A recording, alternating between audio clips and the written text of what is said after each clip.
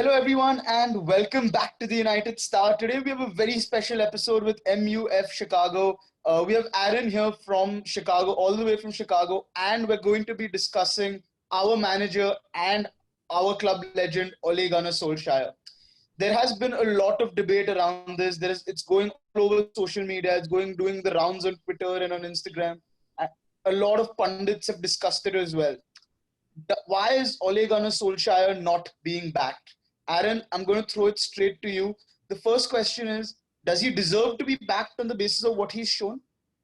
Yeah, I would say when Ole took over last year full time, he was given the target of finishing the top four. And if they said if he finishes in the top four, he's achieved his targets. On top of that, he got to three semi-finals. He didn't quite get to the finals, but I think the big key thing there is I think we would have got to one or two finals if we had a deeper squad and a bit more quality to come off the bench. So the fact that he achieved the target set by him, by the owners and the CEO, for me means no matter what you think of Ole, he should be backed in that sense. Like if you do anything and you're told this is your target and you achieve it, then you shouldn't then be told, oh, okay, we're not going to release the funds that we promised you. Right.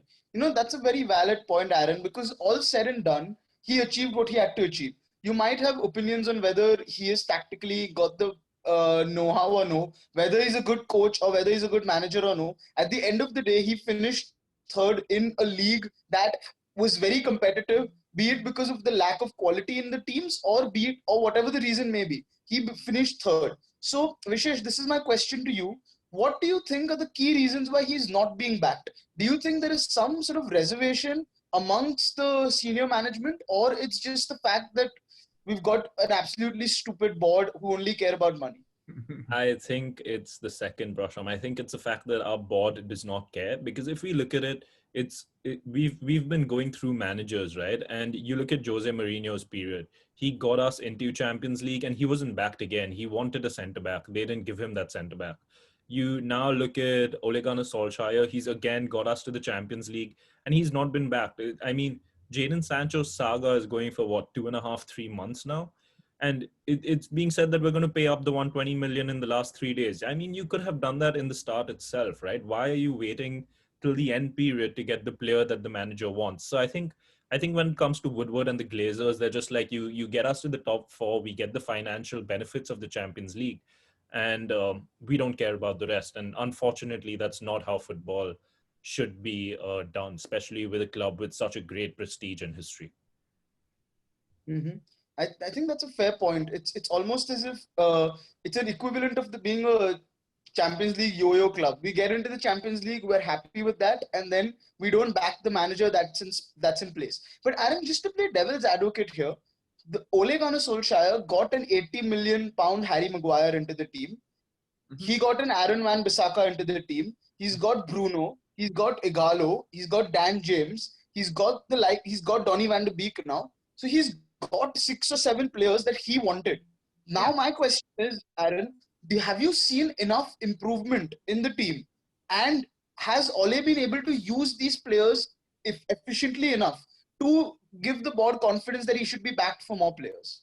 Well, I mean, let's have a look at those players. Well, Harry Maguire came in, and the year before that, we improved our defensive record by about 12 goals. In fact, there was a stat going around that in all competitions, we had the most clean sheets in all of Europe, and that was because of Harry Maguire and Wan-Bissaka. Maguire comes in and becomes club captain because we're lacking real leaders. And I don't think any of us really know how much influence he has in the changing room and on the training pitch, but if you hear Ole speaking, it's pretty big. Bruno speaks for himself. We were, in 6th place and took us to 3rd. We didn't lose a game for the rest of the season. Igalo, I mean, he hasn't done great this year, but I think last year when he came in, he was a great stopgap, especially with Rashford being injured. He actually scored a couple of goals in Europa for us that were important. And I still remember him coming on against City in the last 10 minutes and holding the ball up. And so he played a role. I mean, Dan James started well. He's kind of fallen off and think he's lacking confidence. But the one thing Ole's done is he's brought back that kind of Ferguson type mentality in terms of it's not just about how good you are. It's about how much you want to play for the club, how much you're going to give for the club and your personality. And I think we went through many years of like Mourinho and Van Gaal and Moyes where we lost that a little bit. We're bringing players in like Falcao and we're bringing players like Di Maria. We're paying these high wages for Rojo and all this stuff. And Ole's kind of almost put a stop to that. And it's a process. It takes time. But I feel like the players he's let go, like the Fellaini's and so forth, the wages that he's getting off the books in like Sanchez, and then the players he's bringing in who want to play for United, I think everything to me looks positive in terms of that aspect of Ole's management. Now, this is not saying that he's the best manager in the world, but I'm saying in terms of how he's developing that team with the faces he's bringing in, for me, it's been going in the right direction. And I'll be honest, there was a time maybe 4 years ago where and this seems really trivial, but I couldn't know who I wanted to put in the back of my shirt. I didn't like any of the players. Like they were just, like, I felt like they were all there for the contract. They didn't care about the club. And last year is the first time in a while that I've actually felt these players want to play for the club. And I think that's a big part of that Ole. So yeah, I think he's shown he knows how to bring the right players in and how to develop that team. And we should trust that. I think Aaron's wonderfully rebutted my point of whether he's gotten in players or no. But I'm going to continue playing devil's advocate for a bit because I know all three of us are Ole in and all three of us want him to be backed. So I'm just going to raise some counter points here. Vishesh, Aaron has mentioned some wonderful points about, how our team has improved with the inclusions of Maguire, Wan-Bissaka and Bruno. I think it's there for everyone to see. But in this season and towards the end of last season, do you think at some level Ole and his players that he's brought in produce a very one-dimensional game? We cannot adapt to different types of games within the game, or we don't have different tactical setups. So again, do you think that brings some reservation in terms of the willingness of the board to spend on Ole? And do you think somewhere in the head of the board, Ole is seen as a stopgap manager? Prasham, do you want me to answer this question? I think I'll go for it, Aaron. Sorry, I wasn't sure who was asking. Yeah, sorry, I didn't know who was asking. That's fine. Yeah, that's fine. So, Prasham, I just think that when it comes down to Ole being a stopgap, if he was a stopgap, he wouldn't have been given the permanent manager's position and he would have been, replaced by now. So stopgap is not really the answer to it.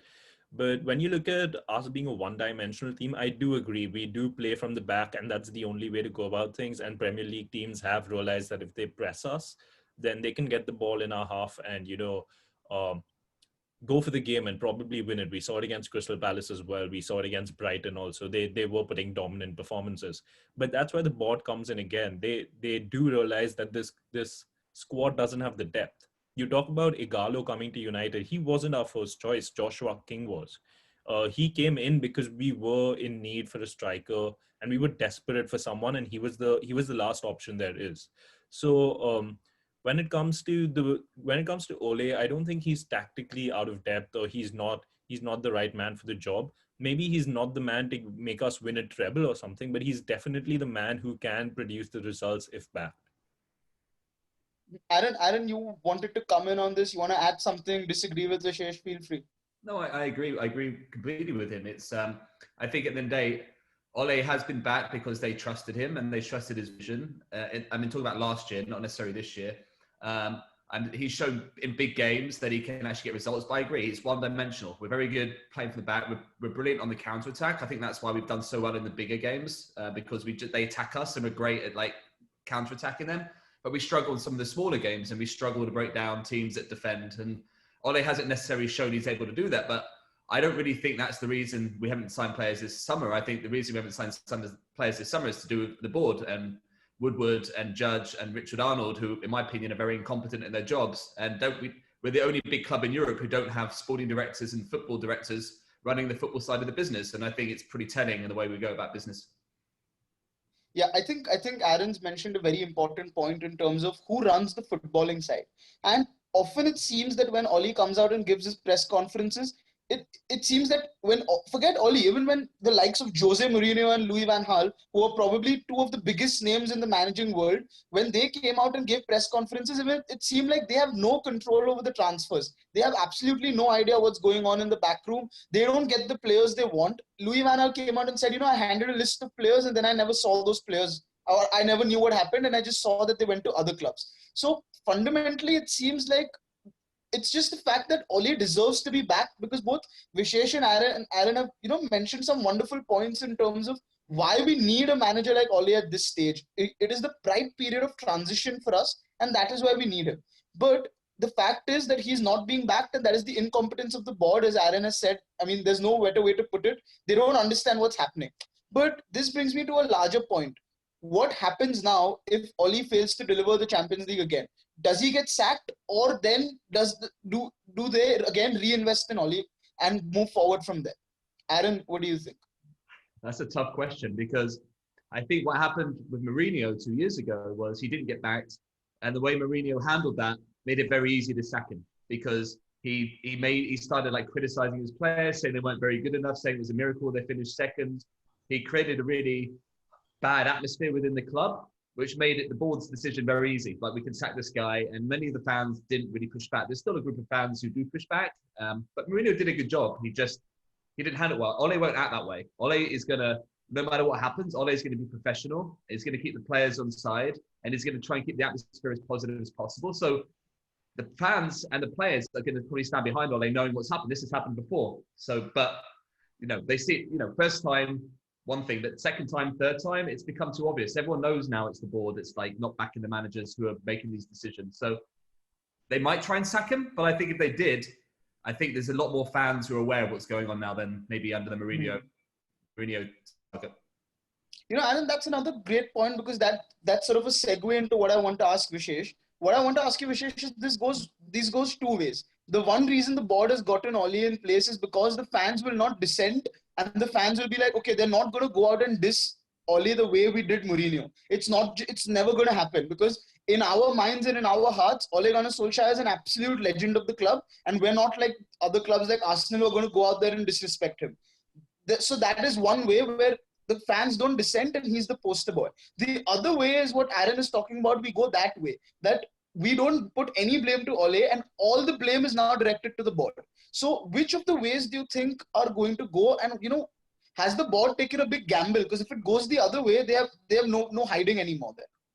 Prasham, so when we look at the Manchester United fan base, there are two very separate and evident fan bases. There's one which is just an online platform who only speak behind their computers or their mobile phones, and there's one who know how the club is running. If you want to ask me personally, when it comes to the three of us or any supporters club or any channel, we know that we even believed in Mourinho, right? But as Aaron said, Mourinho made it very public that Rashford isn't good enough. He wasn't giving Greenwood chances. So he just showed resentment. So we were like, let's get Mourinho out. But we knew the board didn't back him. Signing Dalot, Lee Grant, and Fred after coming second does not make you win the title. That's no progress whatsoever. But if you look at Ole Gunnar Solskjaer, we all saw progress. We all believed that if he is backed in this transfer market, and that being said, we are a very strong financial team. So we should have paid the money. I'm not saying go out and buy 8 players like Chelsea did, but we could definitely go out and buy 2 to 3 more players compared to what we have. So there will be two fan bases. One would just criticize Ole because, well, he didn't deserve the job ideally and he just got lucky with it. And there would be one fan base that understands that it's the board that is the issue, and we cannot keep, getting a manager as a scapegoat and just removing him and getting someone new, because then the cycle starts all over again. You get used to a new playing style, you get in certain players, you remove some good players, and that's not what we want. We don't want to become another Chelsea. Yeah, that is a fair point. The thing is, Vishesh has mentioned Chelsea, but even though Chelsea change managers as if they're clothes, every manager comes in and wins something apart from Lampard, because obviously Lampard doesn't know what's going on. But every manager apart from him has come in and won something. So you can clearly see that there's something right with the way football is run at a club like Chelsea. There is a commercial aspect to it. There's a big commercial aspect to Chelsea, and there's no denying that. But the footballing aspect is run very smoothly and very nicely. Be it a Sarri, where things went sour, he also got them to a final and won them a trophy. So something is right. So Aaron, this brings me to the last question, is now we're going to be in the Champions League in the group of death. We are facing Everton in the Carabao Cup in December, who look like a very good team. The FA Cup, the draws and things like that aren't yet out. But if you want to win that, we are going to face a couple of hard teams along the way. And the Premier League is the top 4 is looking as tight as it gets, with the likes of Spurs, Everton, Leicester, all of them challenging. So what do you think? Where can we realistically finish? And does Ole have it in him to close that gap between the top 2, which probably will be City and Liverpool again? I think that a lot of that answer depends on the next 2-3 days. I do believe in our starting 11. I think we have to remember that from February until the end of the season in the Premier League, we didn't lose a game. and we're probably the most informed team in the league. And that shows our starting 11, when they're on form, we can win any game. The problem at Man United has been, depth. It's been bringing a player off the bench, being able to change games, putting a second string out in the cups to rest the first team. Remember, we were playing just first team every game we could. We didn't change the team. So I think if we can get two more players in, an attacking player like Sancho, perhaps, who can rotate with our strikers and our forwards, and maybe another defender. Yeah, I think we have it in us. I think we get carried away with the transfer sagas and we get this doom and gloom, and we forget we've actually got a good team and we did well last year and we can improve. But it's going to be tough, and I don't see us winning the league. Top four we'll challenge, but as you say, it's tight. But we could probably go far in the cups. The Champions League looks very tough, the group. But, maybe playing the best teams might even benefit us because the players like that sort of challenge. I'm going to sit on the fence a little bit and just say, if we get a couple more players in before the end of the transfer window in key positions that we need, players like Greenwood and Martial and Rashford continuing to improve, Bruno, Van der Beek looks great, Pogba gets his fitness and form, I think we've got a good chance of doing something this year. But if we don't get backed and we have to start this squad, as soon as we're 1 or 2 injuries, then I really fear for us. And I don't mean to be gloom there, but if you get Rashford injured or Martial injured, or you get Bruno injured or Maguire injured, suddenly the players coming in just aren't good enough. And that's where we're behind Chelsea and City, and on paper anyway, and Liverpool. They got great, depth in their squads.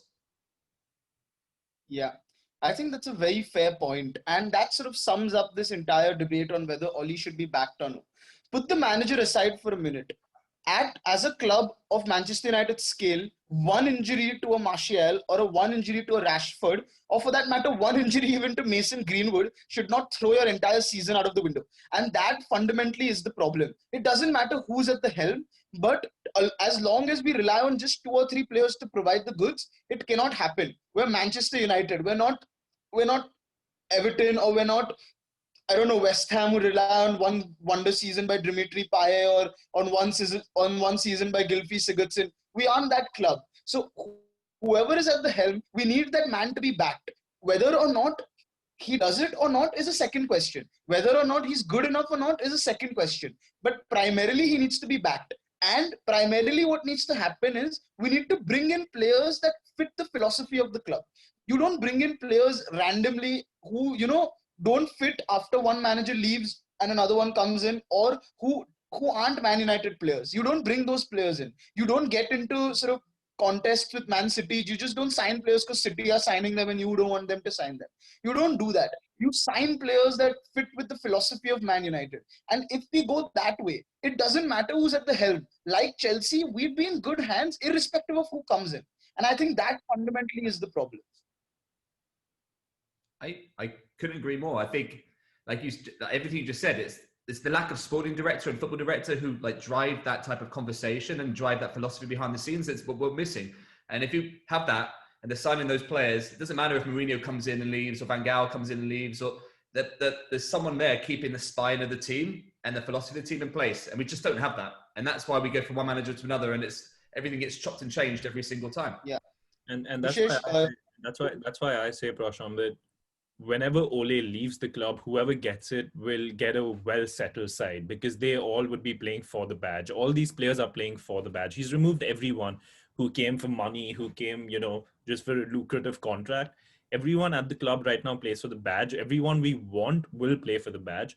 So I think whichever manager gets this side, hopefully he doesn't get sacked at the end of the season. But if someone does replace him, he's going to get a very strong side, which just needs few replacements according to what the manager wants. Yeah.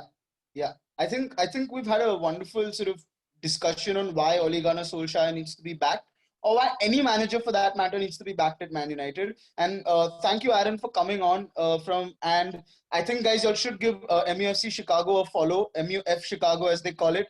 They do some great Manchester United work. Check them out on Instagram. The links are in the description. And do give us a subscribe as well and like the video. There's a lot more content coming your way in this international break. And we are going to be putting out videos every day. So watch out for that. And let's see what happens. We are very hopeful that Ole is backed. But you never know with this board. Thanks, Aaron and MUFChicago, for coming on. Thank you, Vishesh. Thanks, guys. Appreciate it.